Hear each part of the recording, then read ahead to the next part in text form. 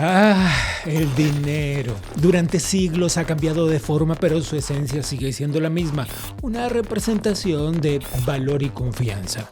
Desde la sal en la antigüedad, pasando por el oro y el corriente uso del papel moneda, pasamos a los activos digitales. Pero las criptomonedas son la nueva revolución financiera o una burbuja especulativa lista para estallar. ¿En cuál de las criptomonedas podemos confiar? ¿Cómo actualizarte y entrar al mundo del dinero digital? Hasta ahora nos dijeron que el dinero en el banco es mucho más seguro que debajo del colchón, pero también nos dijeron que los gobiernos controlan mejor la economía y que el sistema financiero es la base de todo. Sin embargo, en los últimos años algo cambió. El Bitcoin apareció en escena y junto con él una nueva forma de entender el dinero, descentralizado, sin intermediarios, sin bancos centrales. Pero el Bitcoin no es la única criptomoneda del mundo. Los más mesurados dicen que existen, escucha, 10,000 diferentes. Pero hay quienes aseguran que existen 20,000 distintas. ¿Por qué es imposible saberlo exactamente? Porque aunque es multibillonario, se trata de un mercado marginal, un mercado en el que de todas formas se han producido miles y miles y miles de nuevos millonarios. Lo cierto es que ya no es una moda. Países como la India, Brasil, México, Argentina y por supuesto Estados Unidos están entre los mayores usuarios de criptomonedas del mundo. Y los bancos, que antes rechazaban el sistema, ahora buscan integrarlo. Libertad, dije antes. Para muchos eso se traduce en falta de control y en lo oscurito, la economía informal y el crimen organizado encontraron en las criptomonedas una vía de escape al radar de los gobiernos. Hay una pregunta que sigue en el aire. ¿Estamos frente a la consolidación de una nueva era digital del dinero o simplemente frente a otro experimento financiero con fecha de vencimiento? Pónganse cómodos, porque lo que viene ahora es información pura, sin filtros y sin rodeos. Lo que viene es contracorriente.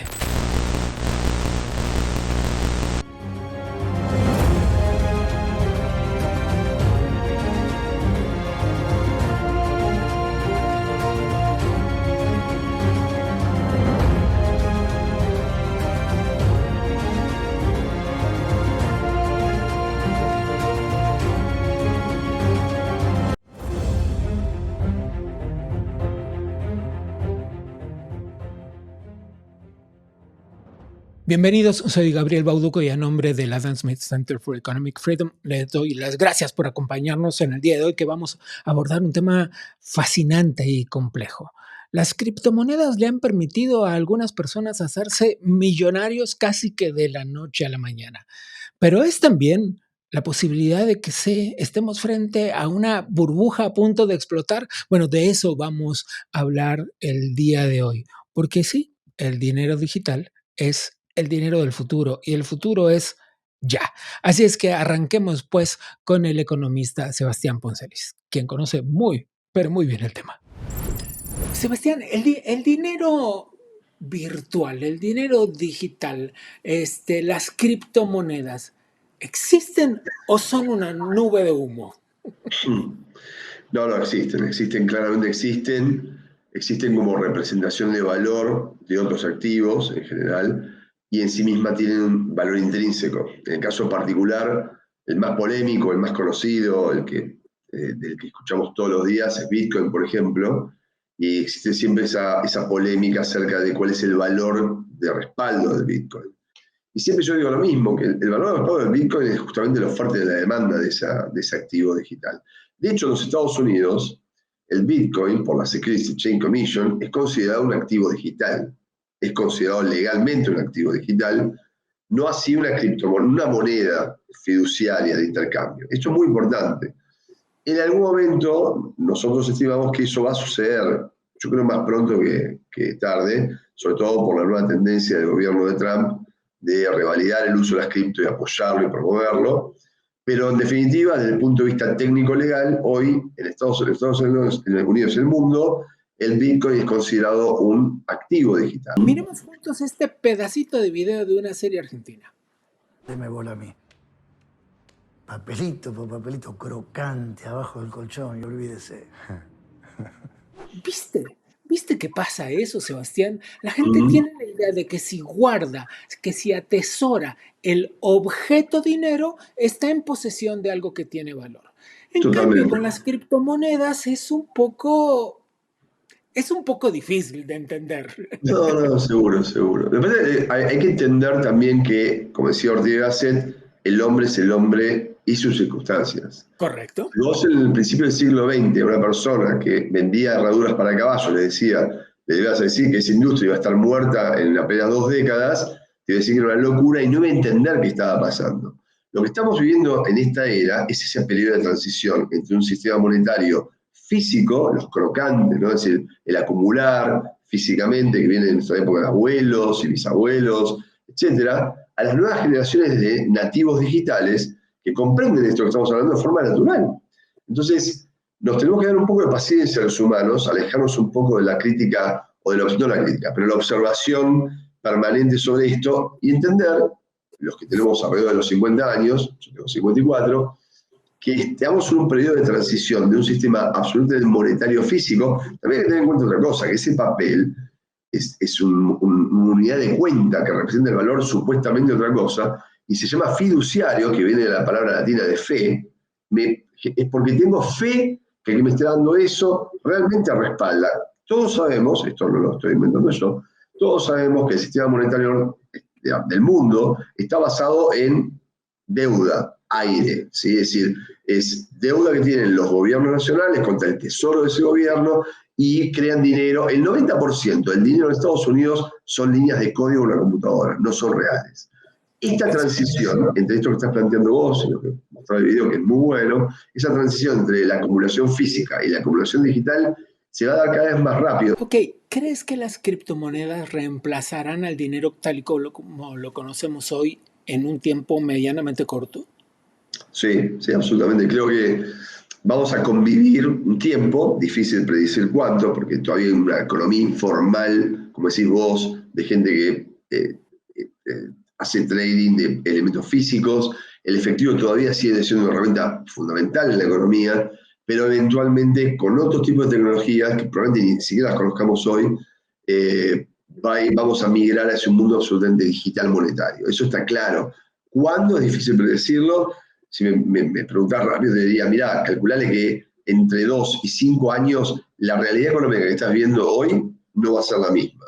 Eso es pasado mañana en los términos de una vida. Claro, obvio. Pensá que hay países como la Argentina, que es el tercer país del mundo que adopta criptomonedas, prácticamente la circulación del efectivo es muy limitada por un montón de motivos. Tiene que ver porque para comprar una lata de refresco hace falta un fajo así de billetes. Claro, bueno, eso, claro, obviamente, pero yo vivo en los Estados Unidos hace muchísimos años y no manejo efectivo. Es raro que maneje efectivo, es raro que haga un cashback en un supermercado, prácticamente, y cuando viajo, el problema que tengo es que no llevo efectivo. Quiero retomar una cosa que dijiste hace un par de minutos nada más y que tiene que ver con la economía informal. Porque lo que estabas planteando es que la economía informal iba en contra de la posibilidad de la aceleración de la incorporación de las criptomonedas. Sin embargo, quiero plantearte un escenario distinto, que es precisamente el de la economía informal valiéndose de las criptomonedas. Muchos lugares en los que la criptomoneda se utiliza para evadir la economía formal. Estoy de acuerdo. Eso tiene que ver con el impacto impositivo y el conflicto que hay entre las monedas soberanas, porque imaginemos un escenario donde en un país hubiese solamente criptomonedas, no hubiese efectivo nada parecido. Si todas esas transacciones son visibles, esas transacciones son taxables, son tributables.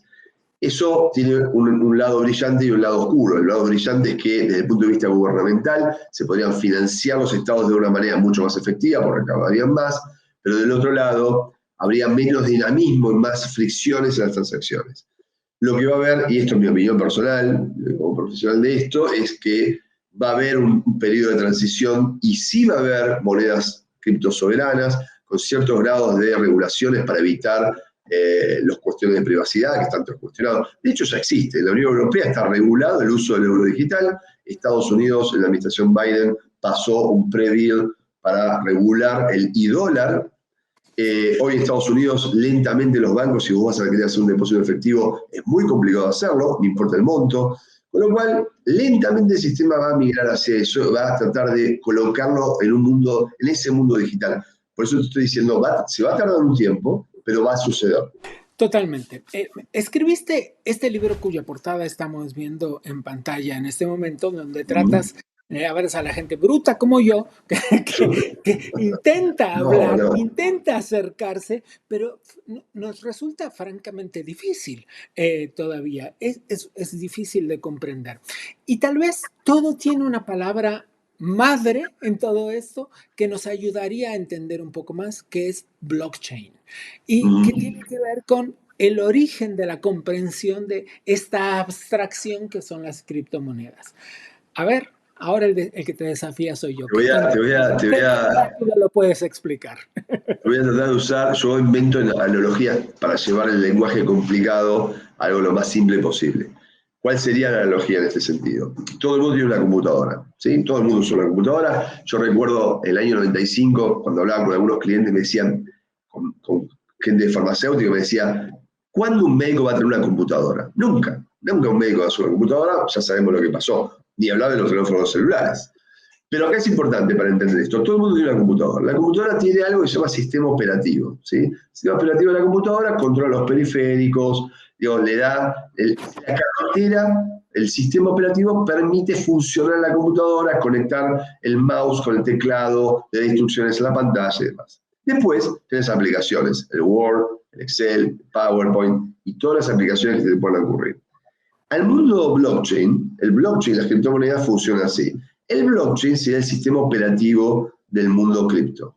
Es donde se validan las transacciones, es donde se conectan los protocolos de comunicación, el Proof of Work, Proof of Staking y otros protocolos, donde cuando yo te envío a vos un token o una criptomoneda, Gabriel, lo que estoy haciendo es usar esa red para validar la transacción en blockchain. Y el blockchain, para tratar de hacerlo lo más sintético posible, es la validación, por eso es una cadena de bloques, es yo envío una criptomoneda y cada uno de los nodos que están en esa red validan a través de ciertos cálculos que esa transacción es efectiva.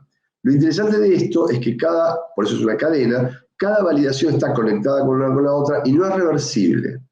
Entonces, yo no puedo modificar esa transacción, tengo que hacer otra transacción. Y eso queda grabado en estos layers, o en es como una planilla Excel, donde cada transacción tiene un hash, que son códigos que la identifican. Pero si ustedes van a algún protocolo, como por ejemplo Ethereum o BNB, lo que fuera, son públicas las transacciones y los hash y las billeteras. Lo que estás diciendo es que todo esto es trazable. Absolutamente trazable, exacto. Es esta cosa de no poder modificar una transacción sin hacer otra, implica la idea de seguridad, digamos. Sistema más seguro por el momento del mundo. ¿Qué cosas debería hacer un ciudadano común que intenta acercarse a las criptomonedas? ¿Cómo se acerca? ¿Qué hace? ¿Cuál es la forma de no poner en riesgo su capital, pero empezar a familiarizarse con esto? Lo primero que debería hacer es buscar en Google alguna billetera digital, que hay un montón. MetaMask es una de las más populares.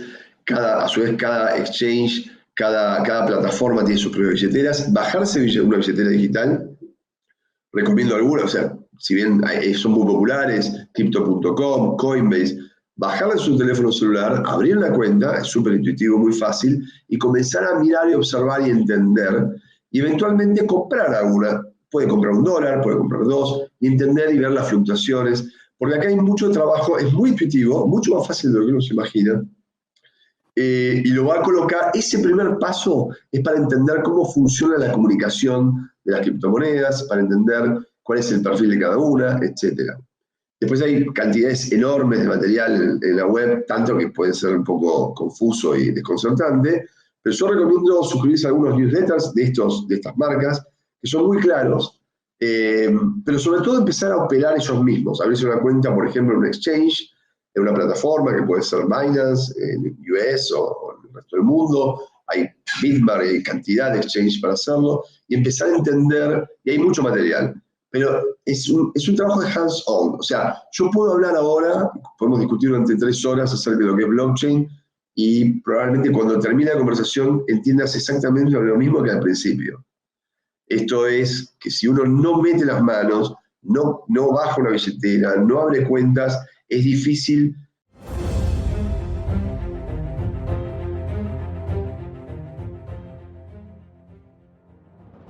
Pero Argentina no es el único de los países que está en el top 20 de los que más utilizan las monedas. Hay otros, hay otros. Está Estados Unidos, está Rusia, está la India y está México. ¿Por qué México? Bueno, de eso vamos a hablar con alguien que conoce muy bien el tema, el director editorial del periódico El Economista, Luis Miguel González. Luis Miguel, gracias por la conversación. Tengo muchas dudas. En primer lugar, México se ha convertido en la economía número 11 del planeta. Y un dato que si tú te paras en la calle y preguntas, ¿tú usas criptomonedas? ¿Tú usas Bitcoin? ¿Tú usas Ethereum? La gente te va a decir que no. Sin embargo, México es hoy el mercado número 14 de los 190 países del mundo que usa criptomonedas. Explícame porque no entendí nada. Ya somos dos los que tenemos dudas. Yo diría, lo único que es visible, claramente visible, han surgido algunas empresas importantes institucionales que están en el mercado de criptos. La más relevante es Bitso, pero yo diría, en términos generales, es un fenómeno que nos remite a muchas cosas de la economía mexicana, legales e ilegales. México es una potencia en economía criminal, no estoy diciendo nada que cualquiera que vea Netflix no lo sabe. Es al mismo tiempo un país con una cultura de evasión fiscal muy alta. Correcto. Entonces las criptos tan poco reguladas en México. Y luego tienes la otra parte que han ofrecido rendimientos tan altos Claro. que hicieron que mucha gente en México se montara en la ola. Y me refiero en particular menores de 35, 40 años diciendo, esto es una especie de lotería que vende billetes premiados o reintegros. Claro. En ese contexto, yo diría es un cóctel perfecto, pero en cualquier caso, la pregunta con la que abre esta conversación sigue siendo vigente. Hay muchas economías que tienen características parecidas a la mexicana en donde esto no ha ocurrido. Tal cual. Déjame que voy a compartir con ustedes, mientras la gente lo puede ver en pantalla también, un asunto que tiene que ver con cuáles son las economías del mundo que más usan las criptomonedas. El primer lugar está en la India. Y déjame ser políticamente incorrecto. Muchos de nosotros estamos ya alertas sobre que buena parte de las estafas digitales y tal, pues tienen su origen en la India, donde los mercados digitales, donde la inteligencia artificial está siendo utilizada de manera extraordinaria. Y podemos avanzar y seguir y encontrar a Rusia y Estados Unidos en el medio, pero cuando llegamos a los lugares 13, 14, 15, vemos Argentina, México, Venezuela. Y me quiero detener en Venezuela y Argentina, donde el uso del dinero en efectivo y la moneda tal y como la conocemos se ha vuelto una locura con esos niveles de inflación. Argentina lo podemos cocinar aparte por su estabilización reciente, pero digamos que esta es una práctica de gente para quienes utilizar la moneda tal y como la conocemos, los billetes o lo que sea, se ha vuelto muy, muy, muy difícil y recurren a las criptomonedas quizá acaso como una forma de evasión, un poco como lo planteabas en México. A ver, yo creo que la parte que es más curiosa alrededor del fenómeno cripto es una moneda que en una cara tiene una desconfianza tremenda respecto al sistema bancario central Ujú, y todo lo que representa. En Estados Unidos, una de las corrientes que impulsa las cripto son los llamados libertarios. ujú. Y en América Latina no tenemos libertarios, pero tenemos gente muy desencantada con lo institucional. Salvo Yo en digo, Argentina, ¿no? Donde lo libertario está en explosión y ebullición. totalmente. Pero luego tenemos que esta desconfianza frente a todo lo conocido tiene la otra cara que es una confianza frente a lo nuevo que rebasa la ley de gravedad. O sea, yo Ujú. digo, ¿cómo gente que dice yo desconfío de mi banco central por principio y dice, pero pongo no mi confianza, no mi fe, sino mi dinero, mis ahorros, mi patrimonio en manos o en algo que, para decirlo con todas las letras, ni siquiera tenemos claro si el famoso creador es real o es un personaje de cómic? Entonces, esta mezcla entre desconfianza extrema y fe, eh, en literalmente una fe que es casi febril. Bueno, nos estás empujando a una discusión filosófica que nos llevaría todo el programa, digamos, porque esto mismo que estás planteando tiene que ver con la irrupción de la inteligencia artificial en casi todos los aspectos de nuestra vida, cosa de la que ya hemos hablado aquí en Contracorriente. Pero bueno, el punto es, eh, yo que soy un ciudadano que vive en México, que otra vez ya refresco los números, es la economía número 11 del mundo, pero el puesto número 14 en el uso de criptomonedas, pero al mismo tiempo el número 43 en Producto Interno Bruto per cápita del planeta. ¿Cómo se entiende esto? Creo que mucha gente que ha entrado al fenómeno cripto ha tenido muy buenos rendimientos Es eso lo que decías, ¿no? y hay una especie de promoción de boca en boca Ujú. que dice, a ver, ¿por qué no invertir en cripto si me ha ido tan bien a mí, si a mi vecino le ha ido tan bien? Entonces yo diría, probablemente lo que a mí me sorprende es que en tan poquito tiempo se haya consolidado. Siempre está esta sombra de, bueno, ¿y qué tal si le pasa como a los esquemas Ponzi y todo esto revienta? Pero el hecho es que no ha reventado. Las famosas crisis alrededor de la cripto han sido, yo diría, muy parecidas a las que ha tenido el mercado accionario y lo que tenemos es en cualquiera de los puntos de entrada al fenómeno cripto, la gente cuenta una historia feliz. Ojo, Claro. no hemos llegado al final de la historia, por tanto es muy pronto para decir es una inversión segura, tan segura como comprar un terreno. Pero lleva 20 años de un crecimiento asombroso. La última, y nos vamos porque se nos acaba el tiempo. El Salvador acaba de salirse de este esquema que anunció y que ejecutó durante un tiempo de tener al Bitcoin como su moneda corriente, como una moneda oficial dentro de los esquemas económicos del Estado. Y se salió de ahí. Cuéntanos. Había mucha presión del Fondo Monetario Internacional. Yo diría, un poco la personalidad de Bukele es generar noticias, es un presidente espectáculo. Él mismo dice, soy, soy presidente, también soy influencer.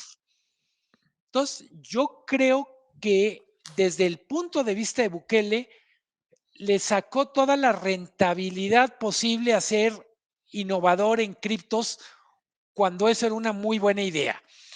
Hay otro momento que está viviendo El Salvador que tiene que ver con negociaciones formales con instituciones como Fondo Monetario Internacional, Banco Mundial, etcétera, donde le dicen, oye, todo está muy bien, pero también es verdad que para el tamaño de la economía de El Salvador, estás teniendo un activo que tiene un nivel de riesgo que no tendría Muy volátil. las, literalmente las divisas duras o el oro. Es recomendable que te pongas serio. Yo diría, es un asunto como de paso de adolescencia a edad adulta en política monetaria. Eh, a estas alturas lo que es curioso es que cuando tomó más riesgos le fue muy bien y se sale en un momento en que probablemente pudo haber dicho, oigan, voy bien, ¿para qué cambiarle? Creo que en el fondo, desde el punto de vista de la narrativa de Bukele, ya había hecho su trabajo, la Mm. criptopolítica. También nos quedamos con una incógnita para el final, que es descubrir dentro de poco seguramente el tamaño y el fin de las negociaciones que El Salvador está emprendiendo con los organismos internacionales financieros. Y creo que ahí está el secreto, Luis Miguel. Totalmente. Es Luis Miguel González, el director del periódico El Economista en México.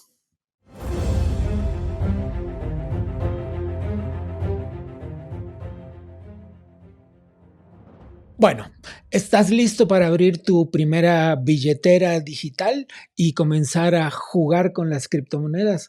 Yo ya lo hice. Perdí unos poquitos dólares en la primera semana, pero me recuperé con unos poquitos dólares en la semana siguiente.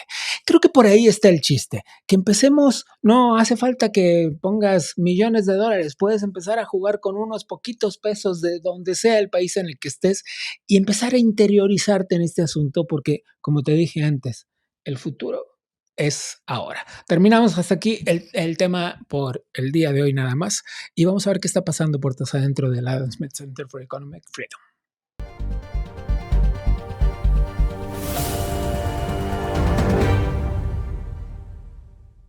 Queremos felicitar a la nueva presidenta interina de la Florida International University, la vicegobernadora de la Florida, Janet Núñez. Un gran momento para la universidad y para nuestra comunidad, pero por supuesto, además para su liderazgo. Así es que le deseamos el mayor de los éxitos en esta nueva etapa.